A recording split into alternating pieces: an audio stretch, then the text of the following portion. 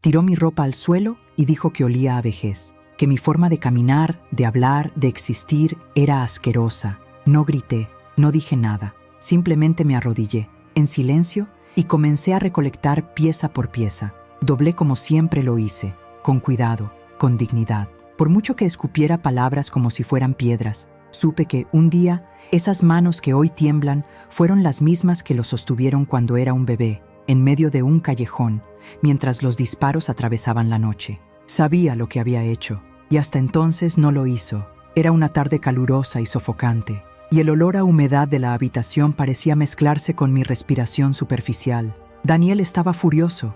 Dijo que no soportaba más mi mirada, que recordaba cosas que quería olvidar. Me callo. Simplemente lo miré, y por primera vez me di cuenta de que ese hombre de casi 40 años ya no era mi hijo. Era un extraño a los ojos de su padre, con el rencor que solo crece en suelo falso. Cuando se fue, dando un portazo, me senté en el suelo, me dolían las rodillas y se me hundía el corazón. No estaba llorando solo por lo que dijo. Lloré por lo que él aún no sabía, y ahora, al parecer, alguien lo estaba contando. Fue entonces cuando se acercó el vecino, una señora pequeña, de voz ronca y pasos ligeros. Doña Rosa. Ella se quedó en la puerta, vacilante. Dijo que no quería lastimarme, pero pensaba que yo merecía saberlo, que había oído a Daniel hablar con un hombre en la puerta por la noche, y que hablaba de mí como si fuera un monstruo, que dijo que había matado a un hombre, que había huido de la policía con un nombre falso, y que merecía pudrirme solo.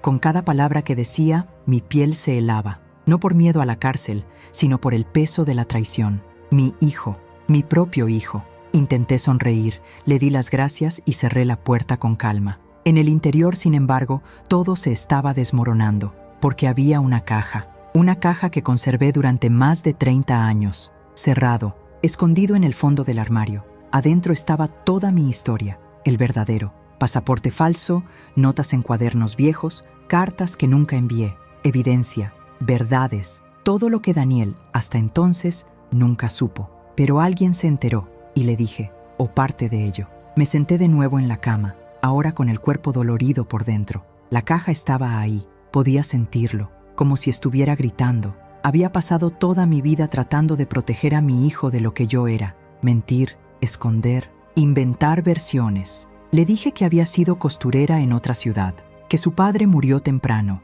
que nos mudamos a causa de un incendio. Cada parte de nuestra vida era un muro para ocultar lo que hice en 1988, pero las paredes envejecen, y la verdad tiene un olor que el tiempo no puede borrar. Mi nombre es Elena Vargas, tengo 67 años. Hoy estoy oficialmente retirado. Trabajo de vez en cuando como conserje en un centro comunitario aquí en el barrio. Mi cabello ya no tiene un color definido. Mis manos tienen callos viejos, pero mi memoria es aguda. Llevo más recuerdos de los que me gustaría, algunas dulces, muchas amargas, y entre ellos hay un secreto que me marcó. Eso me transformó, eso me condenó. Viví mucho tiempo en ese mismo apartamento, pequeño, viejo, de paredes finas y con olor a café añejo.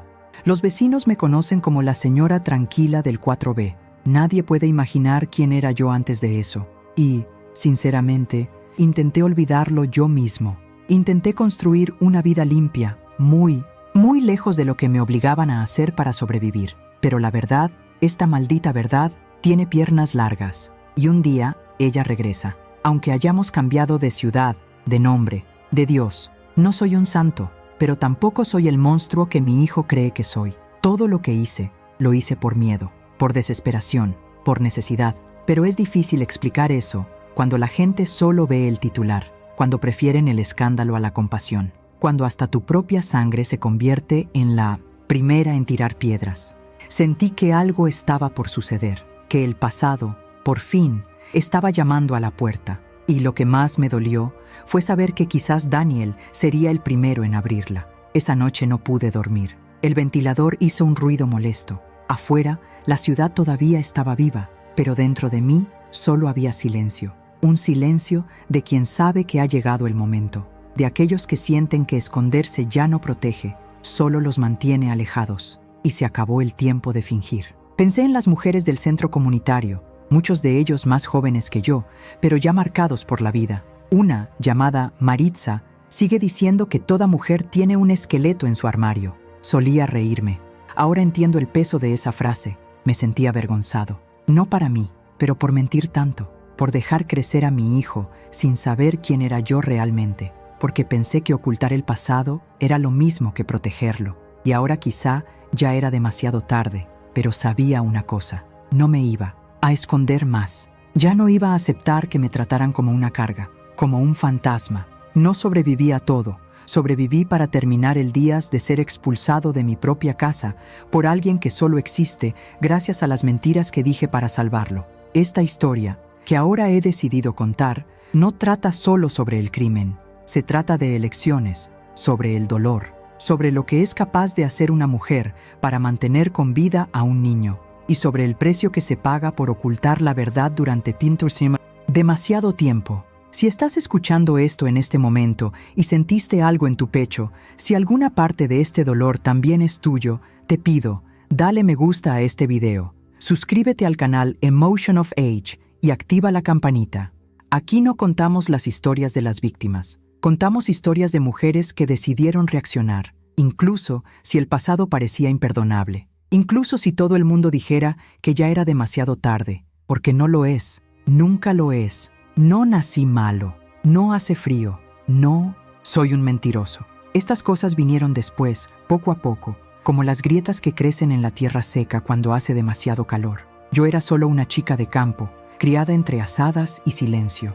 No recuerdo el olor del regazo de mi madre porque murió temprano y mi padre nunca supo qué hacer con una hija. Gritaba más de lo que hablaba, bebía más de lo que comía y golpeaba más de lo que miraba a los ojos. Crecí escuchando que las mujeres tenían que servir en silencio, que los sueños eran para quienes podían y que los pobres no tenían más derecho que obedecer. Me llamaban Lenny en aquel entonces. Elena parecía un nombre demasiado bonito para una niña con pantuflas remendadas y un vestido heredado de su prima muerta. Me levantaba a las 5 para sacar agua del pozo, lavaba la ropa afuera y a los 13 ya cocinaba para las 10. No hubo infancia. Solo días que empezaron temprano y terminaron con dolor de espalda.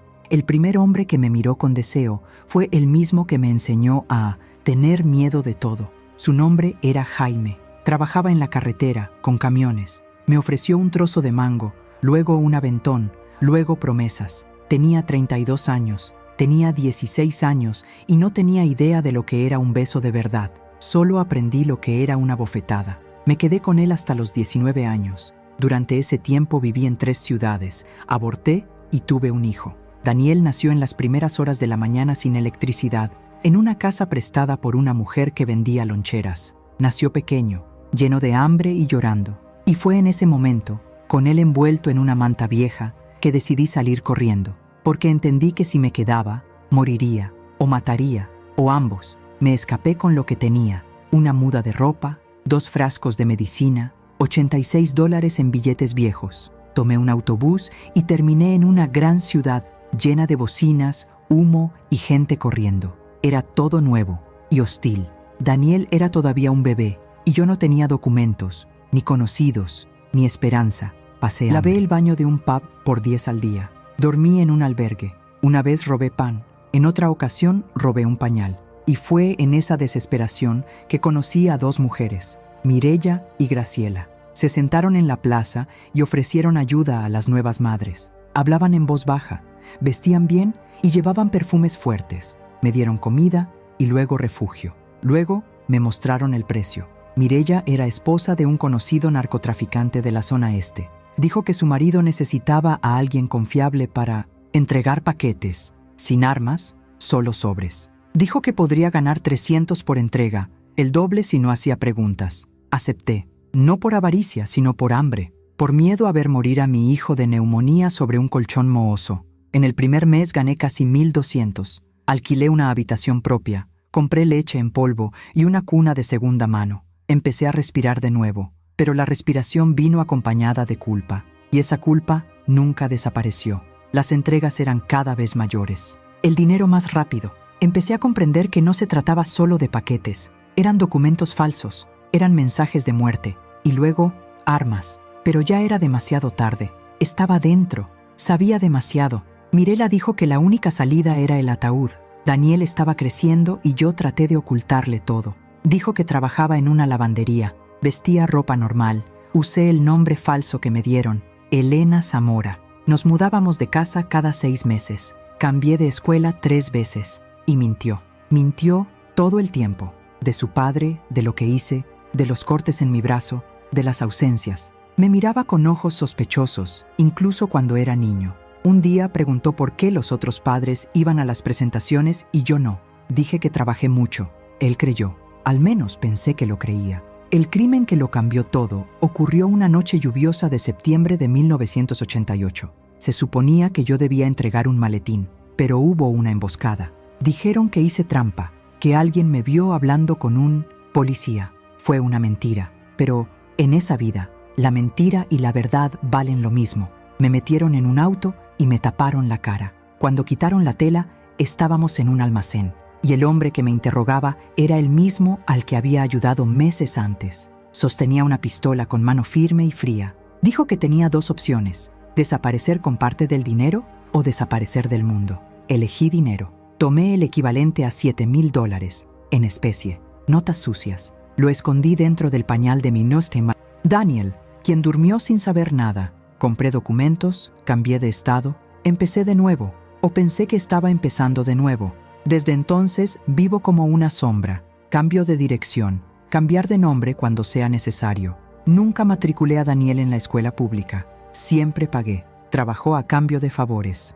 Aprendí a mantener la respiración tranquila. Cualquier coche negro me hacía sudar frío. Cualquier pregunta me hacía sospechar. Daniel creció lleno de ausencias. Intenté compensar con regalos, pero no hay juguete que sustituya la presencia. Cuando cumplió 12 años, pidió conocer a su padre. Dije que estaba muerto. Fue la última vez que me abrazó sin ira en sus ojos. Empezó a cambiar. Me quedé en casa con los ojos pegados a la pared. Habló poco. Luego empezó a salir demasiado. Sumia. Regresó oliendo a alcohol. Un día rompió la puerta del armario y me acusó de ocultar algo.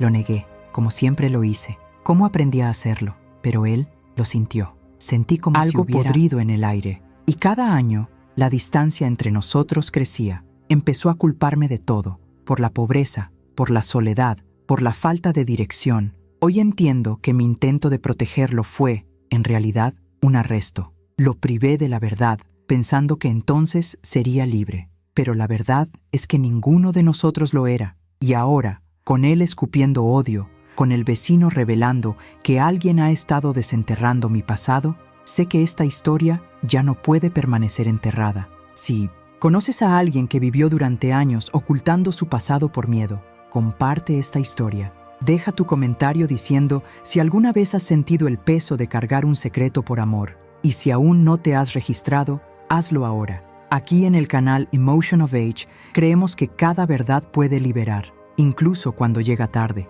El silencio en el apartamento esa mañana se sintió más pesado que nunca. Las finas paredes, de las que antes solo se hacía eco el sonido de los vecinos o de la vieja radio, ahora parecían contener la respiración, como si hasta el aire desconfiara de mí. Sentí que algo era diferente, que el mundo, afuera, se movía en otra dirección y yo ya no era parte de él. Me vestí con la misma ropa de siempre, cabello recogido, mirada baja, pasos ligeros. Salí a comprar pan y leche. La gente me miraba como si lo supieran, y tal vez sí lo sabían. Doña Rosa, la vecina, miró hacia otro lado. El chico de la panadería tardó un poco en atenderme. La chica del kiosco le susurró algo a su colega. No fueron solo miradas, fue un juicio, fue miedo, fue el comienzo de lo que más temía. El pasado se había escapado de la caja y ahora caminaba por las aceras del barrio. Cuando regresé, encontré un sobre sin remitente en la puerta. Dentro había una copia de un viejo recorte de periódico, con el titular borroso, pero aún legible. Robo a mano armada. Un muerto, una mujer involucrada. El nombre era diferente, pero la foto, aunque borrosa, era mía. Cerré la puerta con manos, me senté en el suelo y miré ese trozo de papel como quien se mira en un espejo después de muchos años. Horas más tarde sonó el intercomunicador. La voz era seca, directa. Dijo que era de un portal de noticias local, que quería hablar de mi pasado, quien lo sabía todo. Colgué, pero sabía que no ayudaría. Donde hay sangre, hay gente que quiere titulares. Y ya no era solo una señora con una historia mal contada. Estaba contento. Daniel llegó de noche, entró corriendo, tiró su mochila al suelo, encendió la televisión e ignoró mi presencia. Me quedé allí, esperando, hasta que habló. Dijo que ya lo sabía, que yo era un criminal, que debería estar en la cárcel y no vivir bajo el mismo techo que él. Quería explicarte, pero no había espacio. Escupió las palabras con odio. Dijo que mi vida era una mentira, que todo lo que vivió, todo el sufrimiento, toda la soledad, fue culpa mía, que si me hubieran arrestado, al menos habría sido honesto. Pero yo ni siquiera era eso. Me quedé en silencio. Cada una de sus palabras era como una espina que se hundía más profundamente. No fue solo ira, fue una decepción, fue dolor, y fue un dolor que yo mismo planté, regué y escondí durante décadas. Esa misma semana recibí la visita de un hombre de traje. Dijo que era abogado. Habló con demasiada cortesía para alguien con ojos tan fríos. Me mostró una notificación. Estaban reabriendo el caso. Alguien había entregado nuevos documentos. El nombre que usaron fue el antiguo, Elena Zamora, y ahora era oficialmente un sospechoso. Casi 40 años después, regresé adentro con las piernas temblorosas. Tomé la caja, el que escondí durante tanto tiempo. Lo abrí por primera vez en años. Allí estaba la evidencia. Recibos del alquiler pagado con el dinero del robo, la identidad falsa, la carta nunca enviada al padre de Daniel, escrita en una noche de miedo, y una grabación en casete donde uno de los jefes de la banda confesaba en voz baja que todo estaba montado para eliminarme. Sostuve la cinta como si alguien se aferrara a su última esperanza. Era viejo, pero intacto, pruebas reales y peligroso. Pensé en destruirlo, para quemarlo todo, desaparecer una vez más, pero ya no tenía fuerzas, no coraje. Estaba cansado de correr.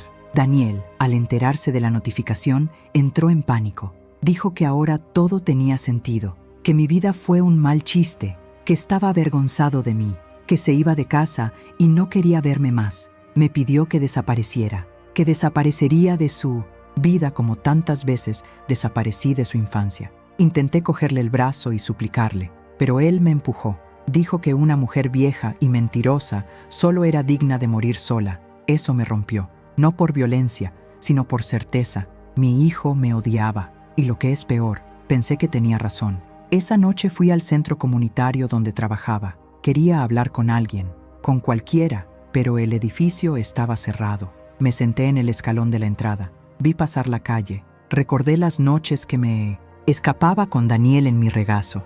Recordé la primera entrega. Desde el primer disparo lo escuché de cerca. De cuando escondía dinero dentro de latas de leche. De cuando le mentía a una trabajadora social diciéndole que era la hermana de Daniel, no su madre. Todo para sobrevivir, todo para él. Pero ninguno de estos sacrificios era visible ahora. Lo único que quedó fue la mentira. Empecé a recibir mensajes anónimos.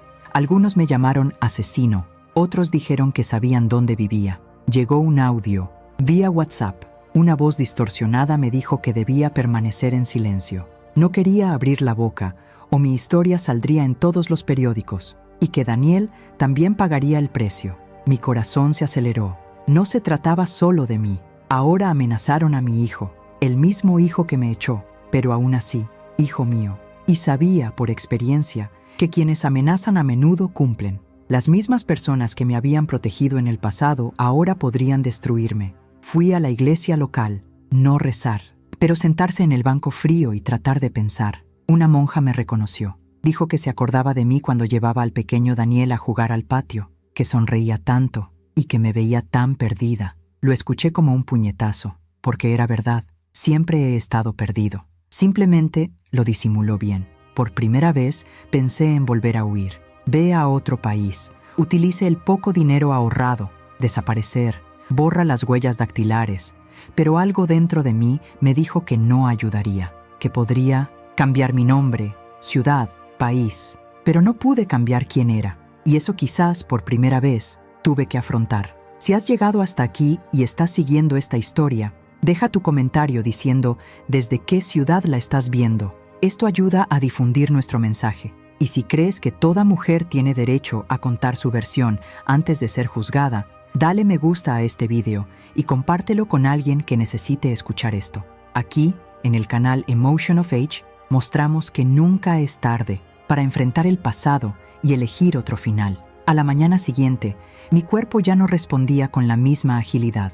Había dormido poco, me dolía el cuello, el estómago gruñó, pero lo que más pesó fue el silencio. Daniel se había ido temprano y antes de irse dejó una frase escrita en un papel sobre la mesa de la cocina. Solo dijo que no volvería, que no lo buscaría, que ya no tenía madre. Esa era la herida que hacía falta para sangrar el resto de lo que quedaba de mí.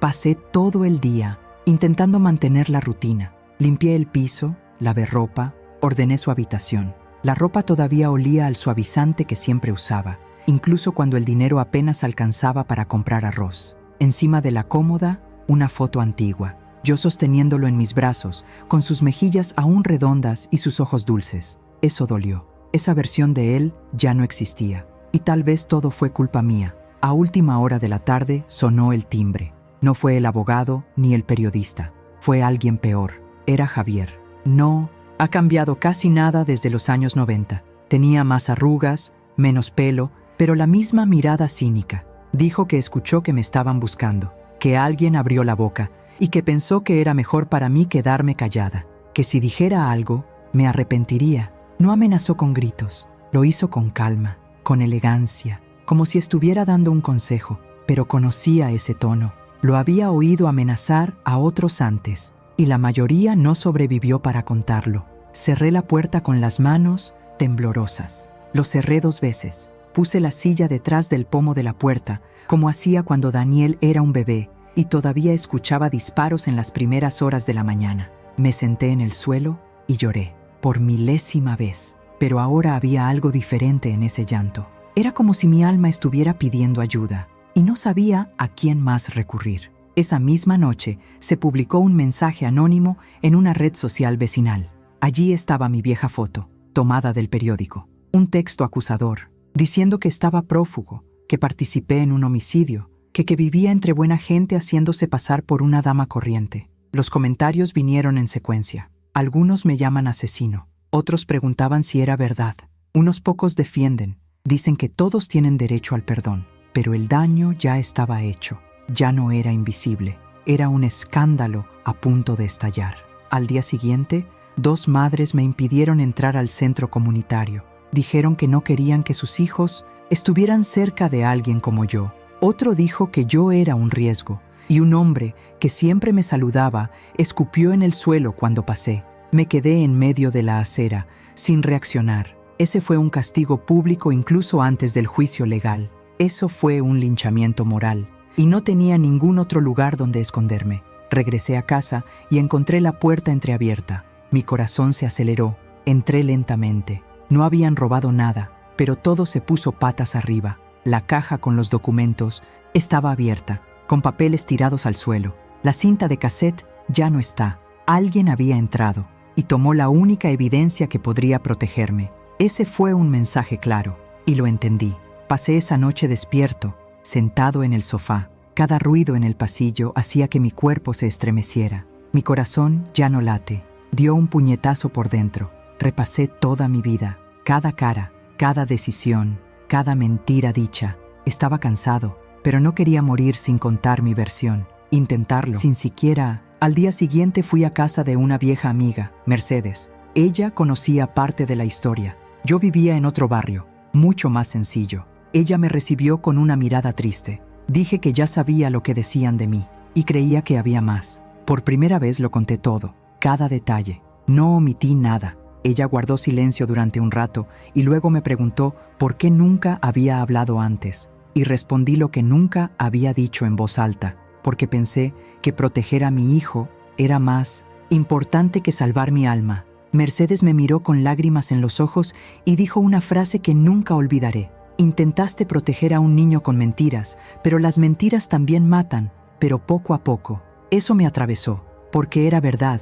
Y tal vez Daniel llevaba años muriendo por dentro, por mi culpa. Esa noche decidí que ya no iba a huir más, que ya no permanecería en silencio. Saqué mi celular, me senté frente a la cámara y comencé a grabar, no para justificarme, pero para contarlo, para dejar todo registrado, para que, si me pasara algo, al menos la verdad quedara. Grabé durante casi 40 minutos. Les dije quién era yo, lo que hice, por qué, cómo me escapé, cómo intenté empezar de nuevo, cómo fallé, cómo me arrepentí.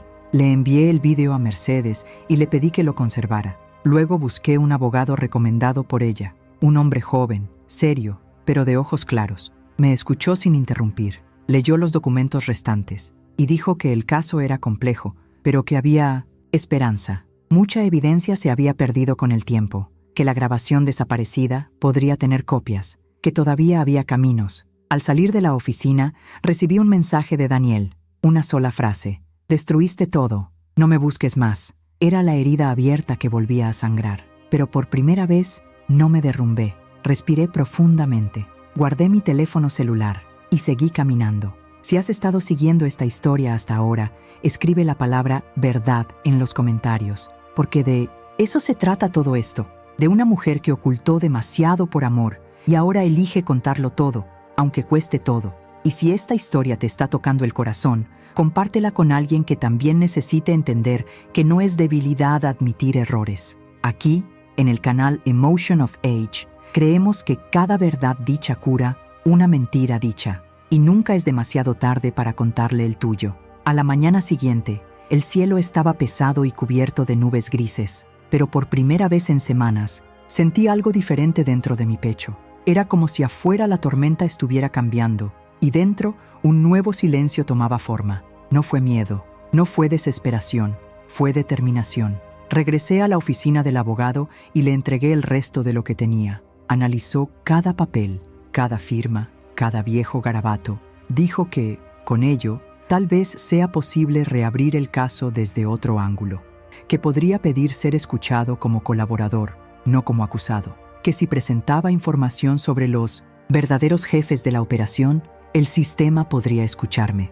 Era la oportunidad de darle la vuelta al juego sin hacer trampa. Fue peligroso, pero fue justo. Esa tarde, Mercedes me llevó donde un periodista serio de un canal independiente, alguien que investigaba viejos crímenes y que creía en la justicia, no en el escándalo. Escuchó mi historia, mira el vídeo que grabé, pidió tiempo, quería confirmar detalles, datos cruzados, pero me prometió que no lo haría sensacionalista. Eso dejaría espacio para la verdad. Por primera vez, alguien me miró con respeto. Regresé a casa con la cabeza en alto. El edificio permaneció en silencio. El vecindario todavía me evitaba, pero algo en mí había cambiado. Ya no necesitaba esconderme. No debía más explicaciones a nadie que no quisiera oírlo, solo a la justicia y yo mismo. 2 días después, el periodista publicó un reportaje, título neutro, pero contenido fuerte. Mostró mi trayectoria, las pruebas, los recortes antiguos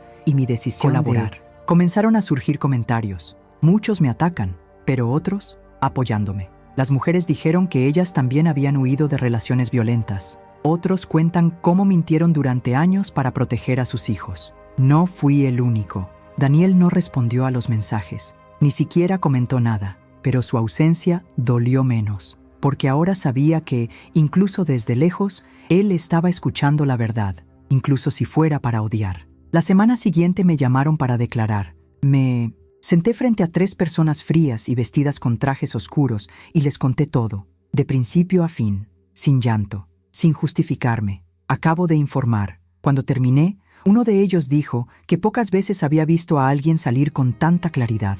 Otro me preguntó si tenía miedo, y dije que sí, pero el miedo a seguir mintiendo era mayor.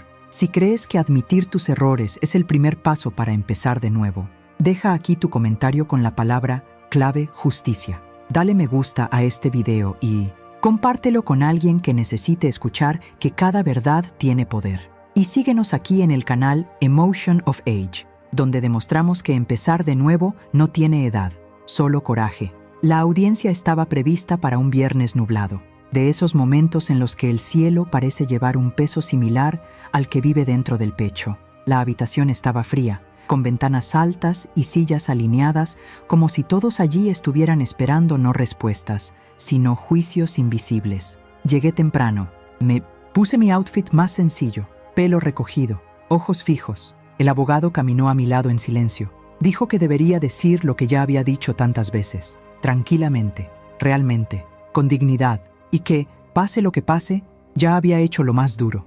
Ya había elegido dejar de huir. Me senté en el estrado y respiré profundamente. Frente a mí estaban 3 representantes de la fiscalía y un juez con una mirada atenta pero inexpresiva. Tenían un montón de documentos. Solo tenía mi voz. Comenzaron las preguntas, fechas, lugares, nombres. Respondí todo, sin dudarlo. Decir la verdad después de tanto tiempo fue doloroso, pero no fue difícil. Era difícil haber vivido durante décadas cargando con esto en silencio. En un momento el fiscal me preguntó si creía que merecía el perdón, y dije que no se trataba de merecerlo. Se trataba de la necesidad de contarlo, que nadie tiene la obligación de perdonarme, pero tengo la obligación de no morir con todo este peso escondido. Ella no respondió. Acabo de tomar nota. El juez preguntó entonces qué me llevó a colaborar, y dije que era la mirada de mi hijo, o la ausencia de él, porque cuando te das cuenta de que has perdido a alguien que querías tanto,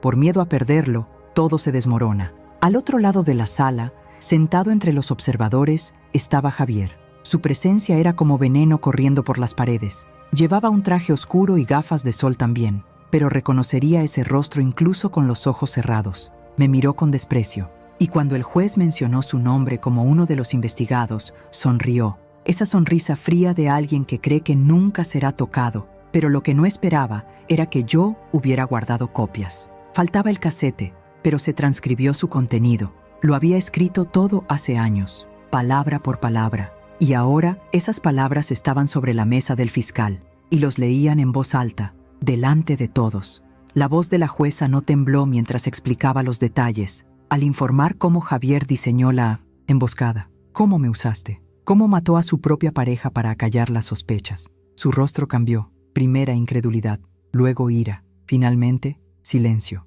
Allí estaba el periodista que había publicado mi historia. Tomé notas. Sabía que esto sería más que un informe. Era una historia real. Se estaba haciendo justicia. No es una justicia perfecta, pero la justicia es posible.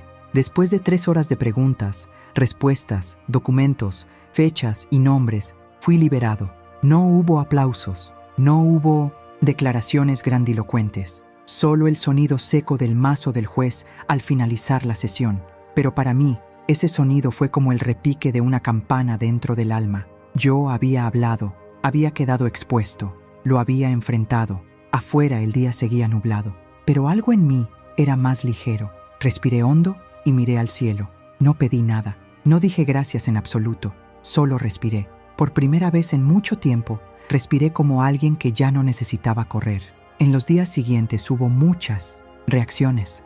La gente me para en la calle, algunos con miradas de disgusto, otros con lágrimas en los ojos. Recibí cartas, sí, cartas. Mujeres que contaron sus historias, madres que mintieron para proteger, hijas que dan. Descubrió secretos familiares, personas que decían que mi coraje había dado fuerza para que otras voces se alzaran. Fue extraño. Yo, que me escondí durante tanto tiempo, ahora era un referente de algo. No la perfección, pero de verdad. Daniel no apareció, ni siquiera llamé, Pero un día encontré una bolsa con fotos nuestras en la puerta, viejo, con billete. Simplemente decía que todavía no sabía si podría perdonar, pero que estaba escuchando.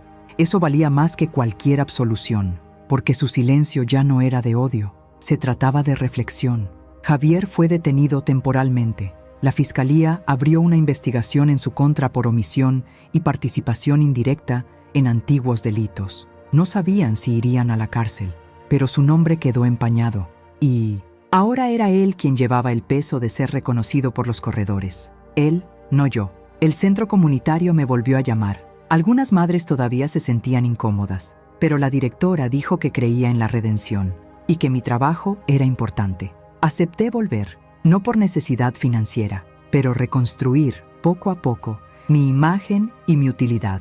Limpiaba baños, organizaba archivos, contaba cuentos a los niños. Fue poco, pero él fue honesto. En la iglesia, la monja me invitó a conversar con otras mujeres mayores. Me senté en medio del grupo, escuché más de lo que hablé, pero cuando hablé, conté mi historia, no completo, solo la parte que encaja allí.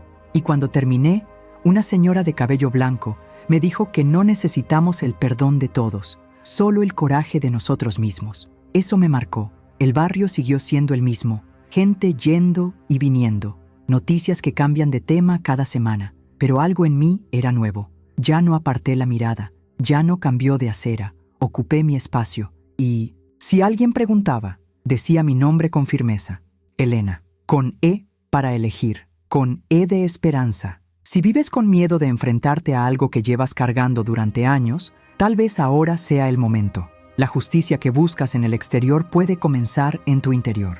Y si esta historia te conmovió, deja aquí la palabra clave: dignidad, porque eso es por lo que luché por recuperar. Y si aún no te ha gustado este vídeo, suscríbete ahora al canal Emosound de Agencia y activa las notificaciones. Aquí creemos que empezar de nuevo no requiere edad, solo requiere valentía. 6 meses después de la audiencia, mi vida era diferente. No es más fácil, no más bonita, pero más ligero. Seguí viviendo en el mismo barrio, en el mismo apartamento pequeño, con las mismas paredes que crujían por las noches. Pero dentro de mí, algo había cambiado, como si el peso de décadas finalmente se hubiera quitado de mis hombros. Todavía había miradas sucias en la calle, pero ahora pude contener la mía. No con arrogancia, pero con firmeza. Cualquiera que se haya pasado la vida escondido sabe que el mayor lujo no es el dinero, es poder caminar erguido sin miedo a ser visto. Me levanté temprano, preparó café lentamente,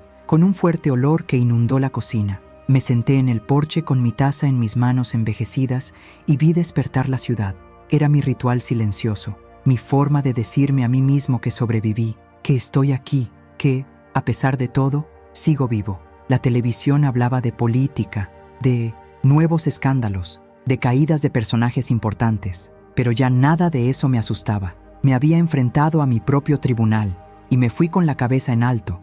Volví a trabajar en el centro comunitario 3 veces por semana. Ahora ya no se esconde detrás de pequeñas funciones. Empecé a participar en círculos de conversación, ayudando a otras mujeres que estaban pasando por historias similares. Algunos huyen de la violencia, otros intentan reconstruir sus vidas después de decisiones equivocadas. Contaba partes de mi historia, los que caben ahí, y cada vez veía en sus ojos el mismo espejo que una vez vi en mí mismo: miedo, culpa, quiero desaparecer, pero también una chispa de coraje. Y fue por esta chispa que seguí.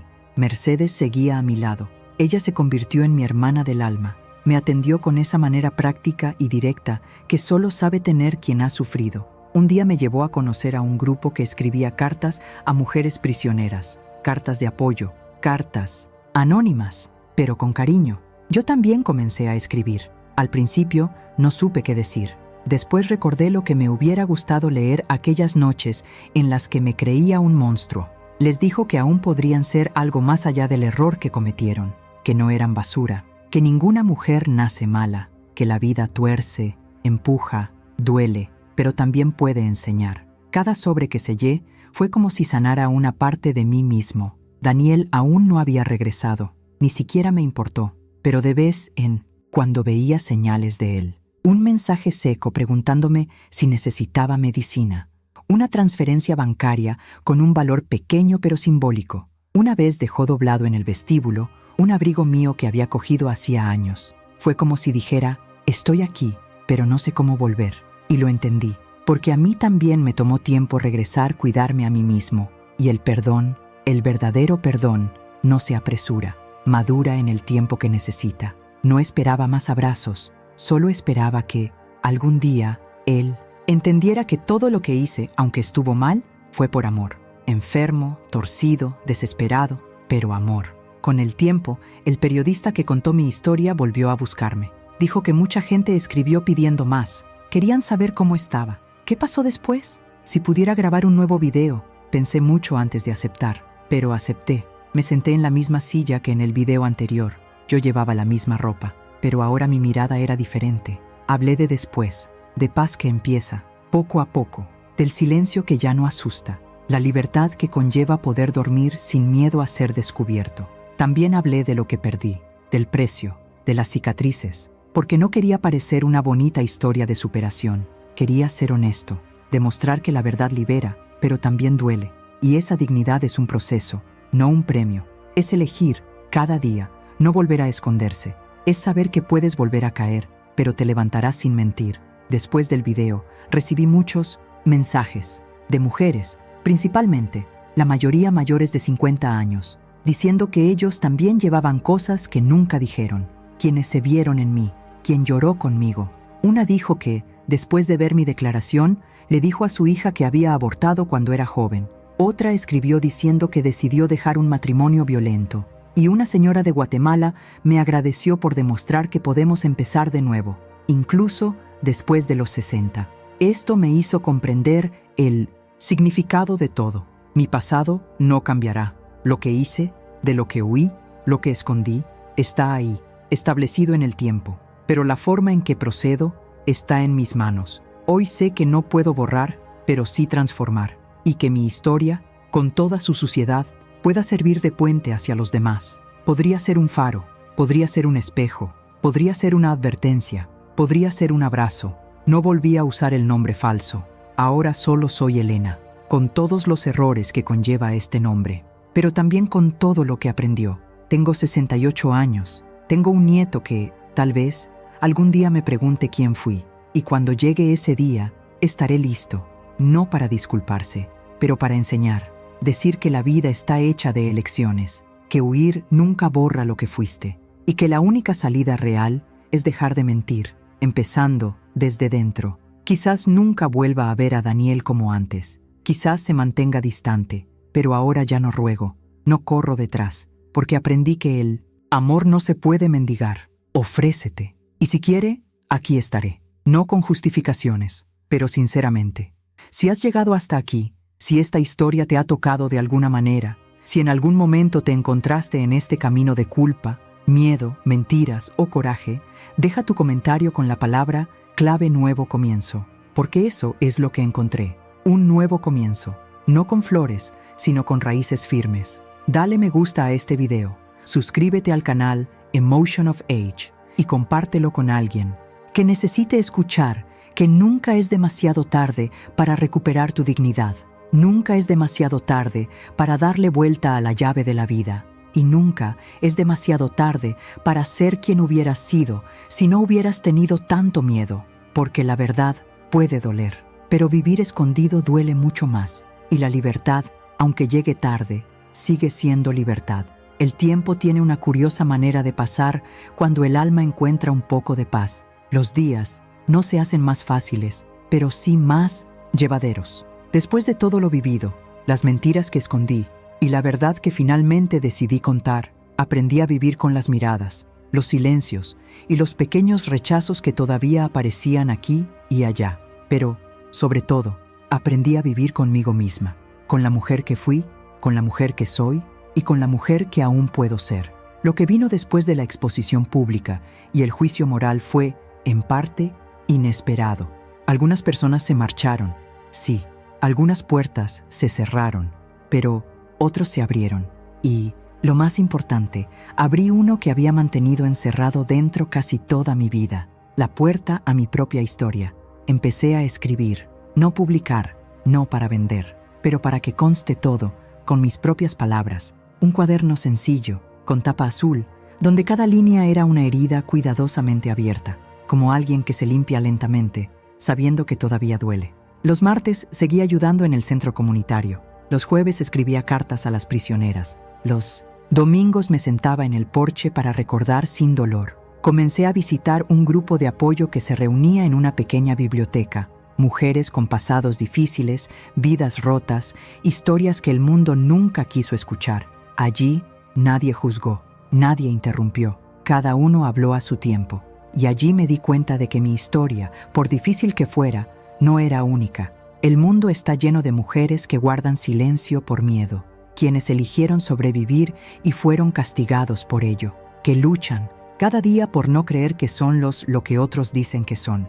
Fue en este espacio que conocí a Sofía, una señora más joven que yo, pero con ojos viejos. Descubrí que era hija de una mujer que pasó años en prisión por un delito que no cometió, y sin embargo, pasó toda su vida siendo vista como la hija de un criminal. Sofía creció enojada con su madre. Solo después de convertirse en adulta, comprendió que el error de su madre no fue el crimen, sino el silencio que traga, el silencio que aísla, el mismo silencio que cargué durante tanto tiempo. Hablar con ella me hizo comprender mejor a Daniel. sobre cómo podía odiarme incluso sin entenderlo todo, sobre cómo el silencio que creía protegido en realidad lo alejó. Sofía me dijo que tardó 20 años en perdonar a su madre, y aún así, a veces dudaba de haberlo hecho bien. Ella me miró a los ojos y dijo que Daniel, algún día, podría entenderlo, pero necesitaba seguir, para mí, no para él. Un día, caminando por la feria del barrio, vi de lejos a un niño corriendo. Tenía los mismos ojos que el pequeño Daniel, la misma forma de balancear los brazos. Sentí una opresión en mi pecho. Era su nieto, mi nieto, el hijo que tuvo con una mujer que nunca conocí. El niño corrió hacia el puesto de frutas, se rió a carcajadas y abrazó a una joven que debía ser su madre. Me quedé allí, invisible. No hay coraje para acercarse, pero con mi corazón latiendo fuerte, saber que existía, que estaba bien, que corría y sonreía, era suficiente, por ahora. Quizás algún día me acerque más, quizás algún día pueda explicarlo, pero por ahora era suficiente saber que la sangre continuaba. Recibí una notificación semanas después. La fiscalía había decidido no continuar con el caso. Las pruebas en mi contra eran débiles y mi colaboración se había considerado significativa. Formalmente, estaba libre, legalmente, inocente. Pero la mayor libertad era la que venía desde dentro, sabiendo que había hecho todo lo que podía, quien había hablado, afrontado, elegido la verdad, incluso tarde, incluso asustado. Empecé a organizar mis cosas, doné ropa vieja, tiré documentos falsos, quemé algunas cartas, pero me quedé con el cuaderno azul. Lo guardé porque ahora era parte de mí, era mi espejo, mi biografía, mi testimonio para el futuro. Un día, Mercedes me llevó a un colegio público donde se realizaba una feria literaria. Ella me convenció para que donara algunos de los textos que escribí a una exposición de historias reales. Me resistí, pero cedí. Mis textos estaban sobre una mesita, en un rincón discreto. Al final del evento, un adolescente se acercó a mí, dijo que leyó mi historia y se acordó de su abuela, quien también guardaba secretos, que también había huido de un pasado. Me abrazó fuerte y dijo que quería conocer mejor a su abuela antes de que fuera demasiado tarde. Eso fue como un regalo, como respuesta de la vida diciendo que valió la pena. A veces todavía me despierto asustado, todavía sueño con el almacén, el arma, los gritos. El pasado no se borra, no desaparece, pero él se calma, encuentra una esquina, deja de dominar. Otras veces duermo tranquilamente, sueño con el mar, con un lugar donde nadie sabe mi nombre, pero todos ven mi cara, y no le tiene miedo. Pensé en cambiar de ciudad, sobre empezar de nuevo en otro lugar, pero decidí quedarme, no por conveniencia, pero por coraje. Quería demostrarme a mí mismo que podía vivir donde todos supieran quién era, y seguir caminando por las calles sin agacharnos, seguir siendo útil, aún así ser respetado, porque no se pide dignidad, se construye. Hoy, cuando alguien me pregunta a qué me dedico, respondo con una sonrisa. Yo digo que escribo, que cuido a las mujeres, que me cuido. No digo lo que fui, no lo escondo, pero eso no es lo que me define. Define lo que hago ahora, qué elijo ahora, y elijo no volver a la oscuridad. Elijo no vivir con la culpa. Elijo no aceptar que la edad es un fin. Para mí, fue el comienzo. Si has seguido esta historia hasta aquí, quiero preguntarte algo. Comenta con la palabra transformación, porque eso es lo que me pasó a mí. Una transformación, no milagroso, no inmediato, pero real. Comparte este video con alguien que amas, alguien que necesita entender que empezar de nuevo es posible. Dale me gusta a este video. Suscríbete al canal Emotion of Age y activa las notificaciones. Aquí no entregamos historias de cuentos de hadas. Entregamos historias sobre personas reales, de una mujer que cayó, pero se levantó, y que entendió, con el tiempo, que la vida no termina con errores, comienza con la elección de enfrentarlo. Y esa elección aún la puedes tomar, a cualquier edad, en cualquier lugar, porque el final, a veces, es solo el comienzo disfrazado. Lo que nadie te enseña es que el verdadero nuevo comienzo no ocurre en un día determinado, con aplausos o fechas conmemorativas. Sucede en silencio, en pequeños gestos que solo tú notas. Comienza cuando dejas de odiarte a ti mismo, aunque sea un poco. Cuando despiertas y sientes que el peso ya no te aplasta tanto el pecho. Cuando alguien dice tu nombre y ya no sientes vergüenza y responder. Para mí, Este nuevo comienzo tomó forma en cosas simples, casi invisibles, como cuando fui a la feria y por primera vez en meses saludé al vendedor con una amplia sonrisa, o cuando recibí una carta de una prisionera que respondió a mi mensaje diciendo que, después de leer mi historia, le volvió a escribir a su hija. Estos signos estaban brotando como malas hierbas rebeldes en una tierra que antes era solo piedra. Nada grandioso, pero sí profundamente transformador. Un día me senté a escribir otra carta, pero en lugar de dedicárselo a un extraño, me lo escribí a mí mismo. Empecé con una sencilla querida Elena, como si estuviera hablando con otra mujer, y dije todo lo que nunca escuché, que yo era fuerte, que no fue solo lo que me hicieron a mí, que mis errores existieron, sí, pero que mis intenciones también tenían voz. Fue una carta de perdón, no a la sociedad, a mi hijo no, pero yo. Doblé el papel y lo guardé entre las páginas de mi cuaderno azul, que se había convertido casi en un diario, y prometí que cuando me sintiera débil lo volvería a leer. En las semanas siguientes comencé a visitar una biblioteca pública que estaba a unas cuadras del centro comunitario. Allí descubrí un club de lectura para mujeres mayores de 50 años. Me invitaron a participar, primero simplemente escuchando. Luego comencé a leer también. Un día nos propusieron traer nuestros propios textos. Tomé extractos de mi cuaderno. Lo leí en voz alta. Al principio, mi voz temblaba, pero las palabras salieron y, para mi sorpresa, nadie me miró con lástima o disgusto. Algunos lloraron, otros dijeron que sentían que les estaba contando sobre sus vidas. En ese momento me di cuenta de que ya no era solo una superviviente. Yo era un puente, era un espejo, era un recuerdo vivo. La directora del centro comunitario me sugirió crear un taller mensual para mujeres en proceso de empezar de nuevo. Pensé que no era capaz. Dijo que no tenía formación. Me dijo que no hay mejor diploma que haber sobrevivido. Acepté. Al principio preparé un círculo con 5 sillas. Luego se convirtieron en 10, 15. Mujeres que cargaron con las más diversas cargas, pero que sintieron que había un espacio donde no eran juzgadas.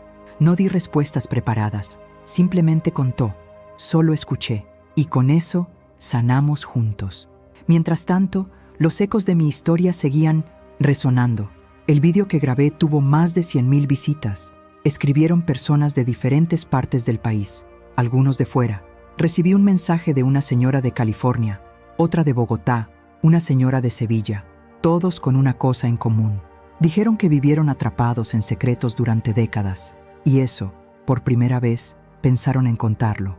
Y entonces, un día, apareció Daniel, sin previo aviso, sin prisas. Llamó a la puerta y esperó. Cuando lo abrí, no dijo nada de inmediato. Simplemente me miró, los mismos ojos que cuando era niño, pero ahora endurecidos por los años. Yo tampoco dije nada, simplemente di un paso hacia un lado y él entró.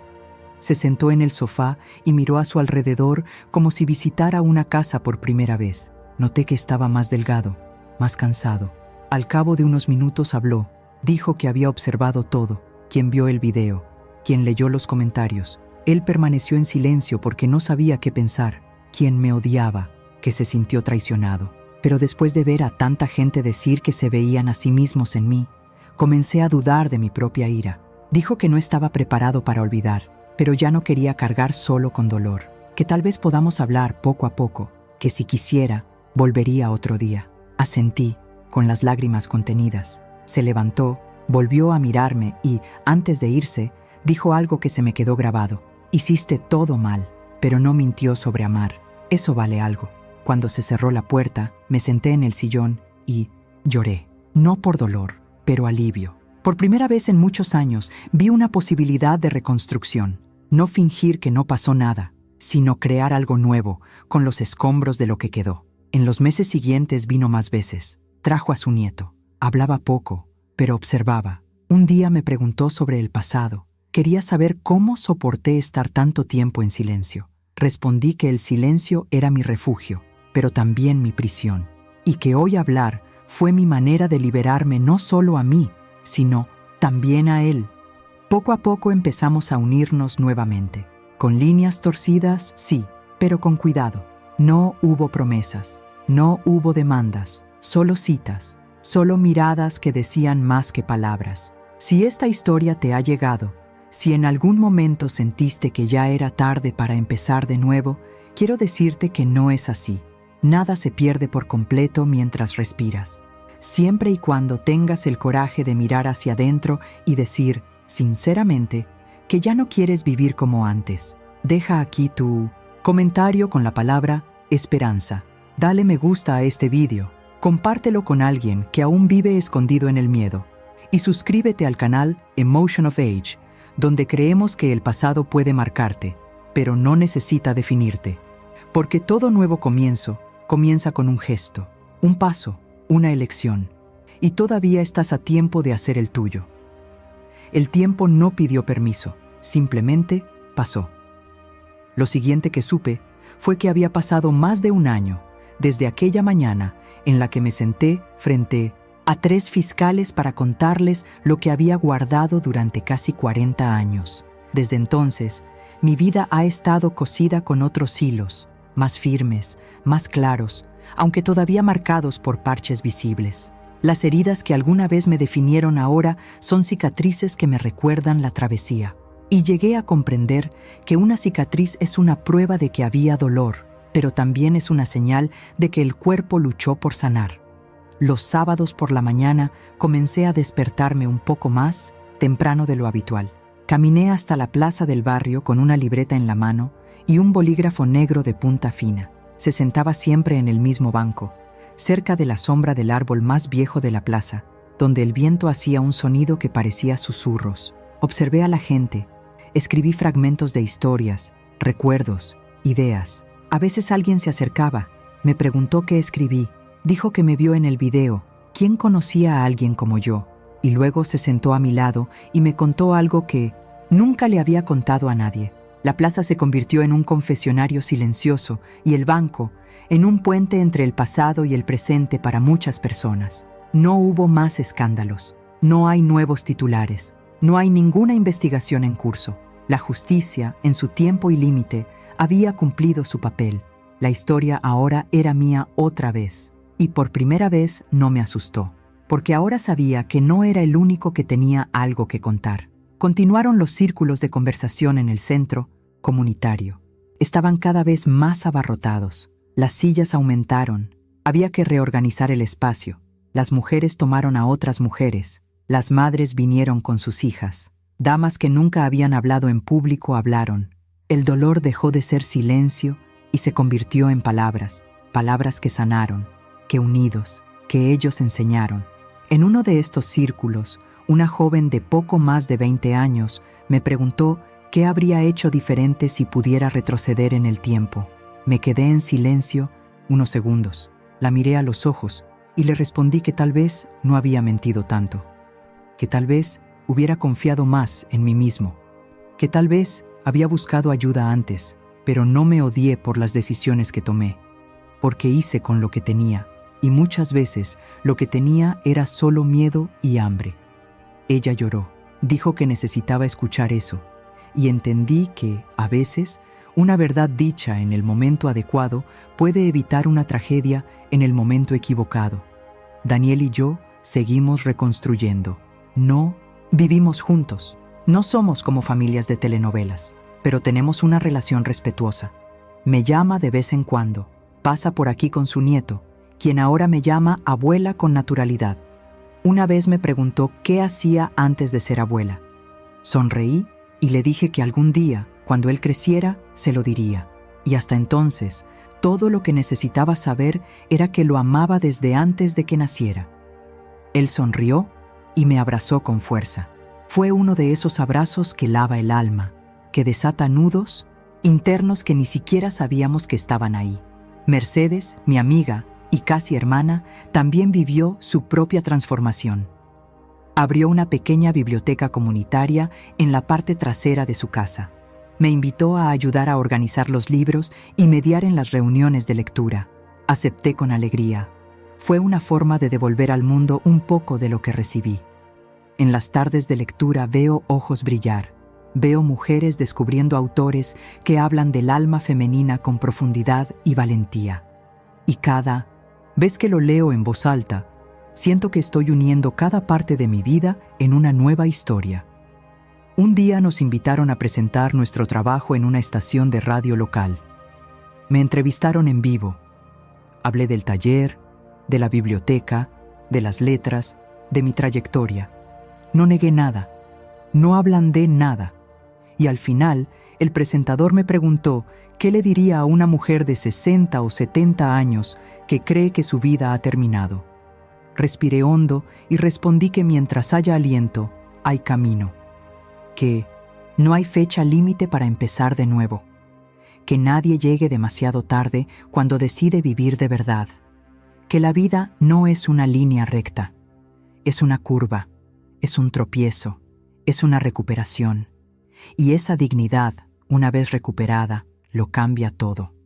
Recibí tantos mensajes después de esta entrevista que necesité la ayuda de Mercedes para responder. Mujeres de barrios lejanos, de otros países, de zonas rurales. Muchos me dijeron que les daba vergüenza incluso mirarse al espejo, que pensaban que lo que hicieron en el pasado les impedía tener futuro. Y todos me llamaron inspiración. Esto todavía me avergüenza. No creo que sea mejor que nadie.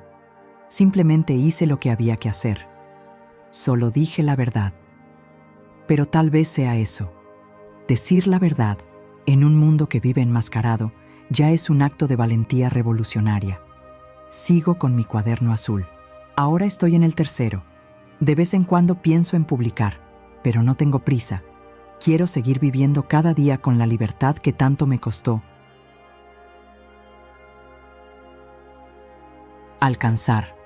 Quiero seguir mirándome al espejo sin miedo a lo que veo.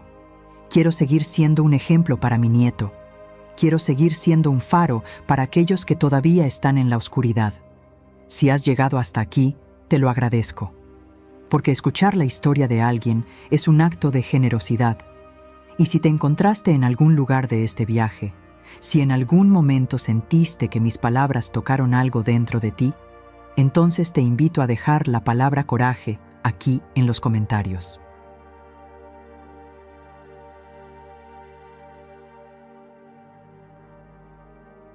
Porque ella fue quien me trajo aquí, y ella es quien puede llevarte a ti también.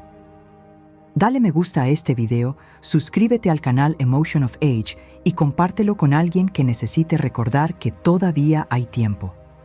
Porque mientras haya aliento, hay elección. Y cada elección hecha con el corazón es un posible nuevo comienzo, incluso si el mundo dice que es demasiado tarde. La vida, cuando deja de ser un escape, se convierte en una construcción. Y la construcción lleva tiempo. No es solo un cambio de domicilio, una decisión judicial o un abrazo tardío lo que lo cambia todo de un momento a otro. Es día tras día, ladrillo a ladrillo, palabra por palabra, silencio por silencio. Y así fue como comencé a reconstruirme. No como quien borra lo vivido, sino como quien aprende a mirar atrás sin agachar la cabeza. Como alguien que entiende que el pasado no es una cadena que te frena, sino un terreno sobre el que caminar con más firmeza. En los últimos meses comencé a caminar más por las calles del barrio. Lugares por los que antes evitaba pasar, ahora me veían con presencia. Fui a la farmacia y un día me negaron el servicio. Al mercado donde la gente susurraba detrás de los estantes. Y a cada paso sentí que, más que otros, era yo quien necesitaba autorizarme a existir plenamente. Cada uno de mis gestos fue una reafirmación. Estoy aquí. Yo existo. No soy lo que dijeron. Soy lo que elijo ser de aquí en adelante. Empecé a recibir invitaciones para hablar en grupos, reuniones comunitarias. No por la fama, pero por confianza. Las mujeres querían escucharme. Los hombres también. Los jóvenes querían entender cómo alguien puede sobrevivir a tantos errores y dolores y aún así mantener la cabeza en alto. Poco a poco fui comprendiendo que mi voz podía ser un puente hacia otras verdades y que mi historia, a pesar de todas sus grietas, se había convertido en algo que resonaba más allá de mí. El mayor cambio, sin embargo, se produjo en casa. Daniel empezó a venir más a menudo. Al principio, todavía con distancia. Saludos secos, conversaciones breves, pero luego con más calma. Un día llegó con su nieto de la mano, con una mirada más tranquila. Se sentó conmigo a la mesa, aceptó mi café y nos sentamos juntos en silencio. Un silencio confortable. Después dijo que había estado leyendo lo que escribí, que seguía el canal donde se contaba mi historia. Dijo que con el tiempo empezó a comprender el motivo de mis elecciones. Dijo que todavía le dolía, pero que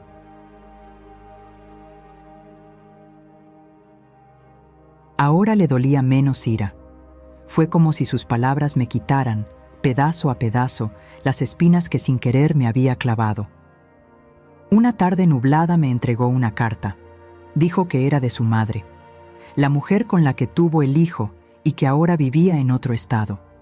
Dijo que vio mi video, que conocía mi historia y que quería que su nieto creciera sabiendo de dónde venía. Pero con verdad, no con vergüenza. Esa carta fue un gesto poco común, un gesto de paz. Y allí comprendí que la verdad, aunque llegue tarde, todavía tiene el poder de allanar el terreno para el futuro. Continué escribiendo en el cuaderno azul. Ahora, ya no como un diario de confesiones, sino como un registro de sabiduría. Escribí todo lo que aprendí, cada error, cada perdón recibido, cada palabra que me transformó. Un día pensé en dejar ese cuaderno como herencia, para mi nieto, para que cuando creciera supiera no solo lo que hice, sino también por qué lo hice, y principalmente lo que elegí hacer después. Mercedes me dijo que había renacido. Sonreí. Dijo que no era un renacimiento, fue continuación, porque la mujer que fui sigue dentro de mí. Ella no desapareció. Ella me guía. Me recuerda al dolor, pero también a la fuerza. Y es con ella con quien camino. Nos invitaron a una conferencia en un centro universitario. Los jóvenes estudiantes de Derecho querían escuchar casos reales, historias vivas. Hablé con calma, no moverse, pero para enseñar. Dijo que la justicia no es solo lo que está en los libros. Eso es lo que sucede cuando alguien tiene la oportunidad de redimirse. Y el sistema necesita mirar al ser humano detrás del formulario. Al final, una chica me abrazó y me dijo que decidió ser abogada pública después de escuchar mi discurso. Eso me marcó, porque una vida que toca a otra ya tiene sentido. Una mañana soleada, me senté con Daniel en el porche. El nieto jugaba con bloques en el suelo.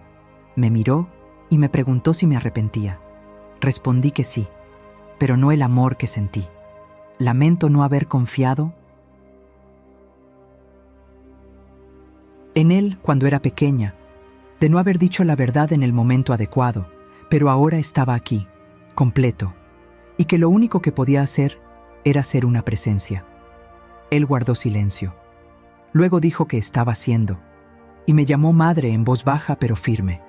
Fue la primera vez en mucho tiempo, y eso me sanó de adentro hacia afuera. Aprendí que la presencia no se trata de estar ahí todo el tiempo. Es ser sincero, sin máscaras, sin miedo. Es mirar a los ojos y decir, estoy aquí completamente. Y hoy, cuando me miro al espejo, veo arrugas, pero también veo signos de resistencia, y cada línea de mi rostro cuenta una parte del viaje que me trajo aquí. Si has escuchado esta historia hasta ahora, si en algún momento sentiste que tu vida también podía cambiar con una elección honesta, con una petición de perdón, con un paso hacia la verdad, entonces comenta aquí con la palabra entero, porque ser completo no es ser perfecto. Es estar presente con todo lo que eres, con los fracasos, con los logros.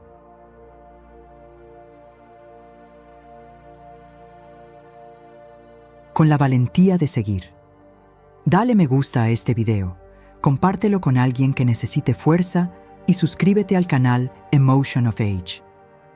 Aquí creemos que no es la edad la que define el fin. Es la decisión de continuar con dignidad.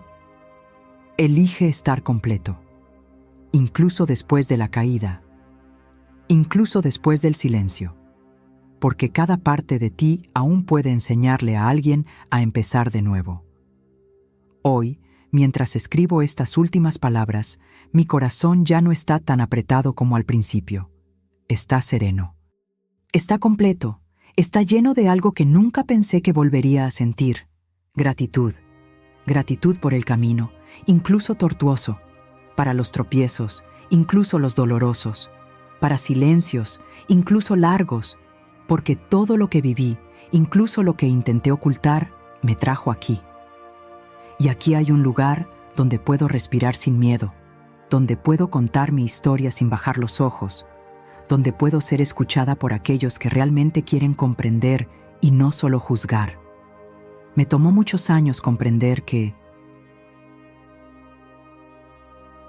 la verdad, cuando llega, puede doler, pero también puede curar. Que el perdón, cuando se ofrece con el corazón abierto, no borra lo pasado, sino que transforma lo que vendrá. Y esa dignidad, la que tantos intentaron arrebatarme, solo volvió a mí cuando tuve el coraje de afrontar mis errores con humildad y mi historia con respeto. Porque sí, toda historia merece ser escuchada hasta el final. Y el final, a veces, es solo el punto en el que finalmente elegimos ser quienes realmente somos. A lo largo de este viaje, extrañé mucho. Perdí amigos, perdí la confianza de mi hijo, perdí años de mi vida escondiéndome, haciéndome pasar por una mujer común y corriente, cuando dentro cargaba con los escombros de todo lo que dejé atrás. Pero también gané fuerza, gané conciencia, gané la paz, logré la reconciliación y sobre todo me gané a mí mismo. Porque no hay nada más precioso que poder mirarse al espejo y decir en voz baja pero firme: he vuelto. Volví a mí mismo. Volví a la vida. Volví a mi historia, ahora contada con todas sus sombras y todas sus luces. Regresé como una mujer que ya cometió errores, que ya mintió, que ya cayó, pero que eligió levantarse con la verdad. Y esa elección es la que lo cambió todo. Esa elección es lo que me liberó. Quiero agradecerte por estar conmigo hasta ahora.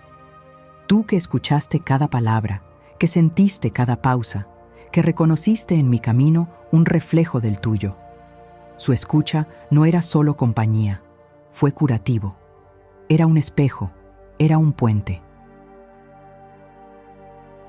Gracias por no darte la espalda. Gracias por permitir que mi historia llegue a tu vida con honestidad. Gracias por aceptarme tal como soy, sin retoques, sin fantasía. Solo una mujer sobrevivió, que se cayó, sí, pero que nunca desistió de intentar hacerlo bien. También quiero agradecer a las mujeres que me escribieron, que me encontraron en las calles, que me abrazaron con los ojos llenos de lágrimas y los brazos llenos de historias. Mujeres de tantas edades, de tantos rincones, que me dijeron: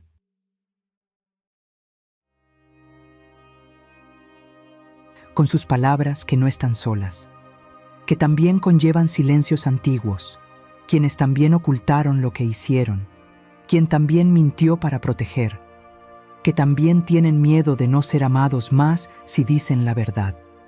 A todos ustedes les digo con el corazón abierto: ustedes no son el error que cometieron. Eres lo que elijas hacer con él de ahora en adelante.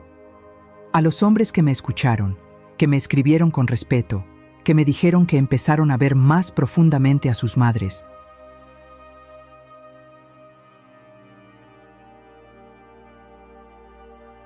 esposas e hijas después de mi historia, mi respeto y agradecimiento.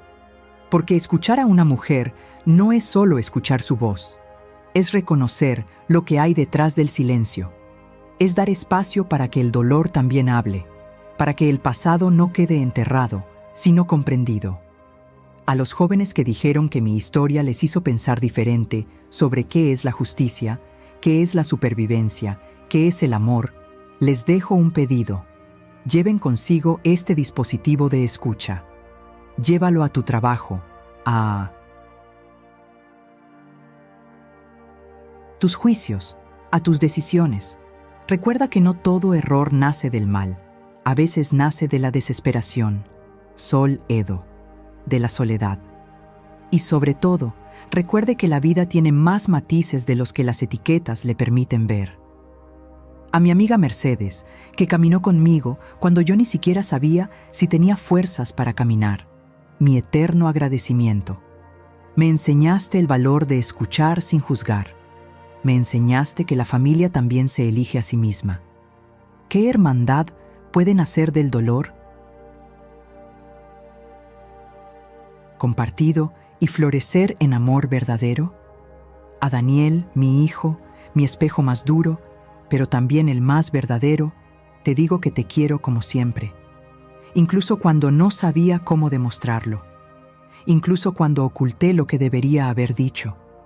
Incluso cuando dejo que la distancia sea más fuerte que el vínculo. Hoy nuestro vínculo es diferente. Está reconstruido, imperfecto, pero real. Y es con él con quien sigo viviendo, con los ojos abiertos y el corazón dispuesto. Y a mi nieto, aunque aún es muy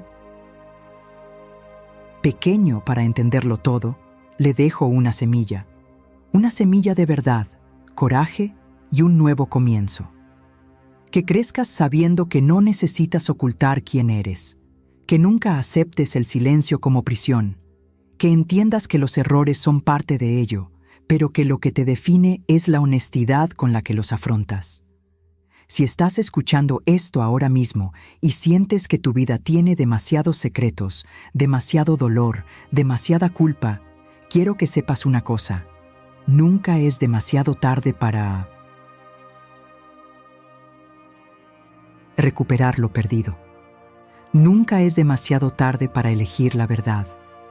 Nunca es demasiado tarde para mirar hacia adentro y decir que mereces vivir en paz, con tus errores, con tus cicatrices, pero también con tu dignidad. Y si, por casualidad, sientes que nadie te escucha, debes saber que aquí fuiste escuchado. Tu historia también importa aquí, porque en este espacio, en este canal, en esta narrativa, creemos que toda vida puede empezar de nuevo. Y no hay una edad adecuada para eso. La edad que importa es el momento en que decides que ya no quieres vivir con miedo. ¿Quién quiere vivir con verdad? Deja tu comentario con la palabra legado, porque este es el legado más hermoso que podemos dejar en este mundo. Una historia real, contada sin vergüenza, vivida con valentía, transmitida con sabiduría. Dale me gusta a este video. Suscríbete al canal Emotion of Age, activa las notificaciones y compártelo con alguien que amas. Alguien que merezca saber que todavía hay tiempo, que el amor no exige perfección, sino verdad. Gracias por caminar conmigo hasta aquí. Gracias por no dejar de escuchar hasta el final. Gracias por ser prueba viviente de que toda historia, por muy oscura que haya sido, puede encontrar luz. Puedes encontrar significado.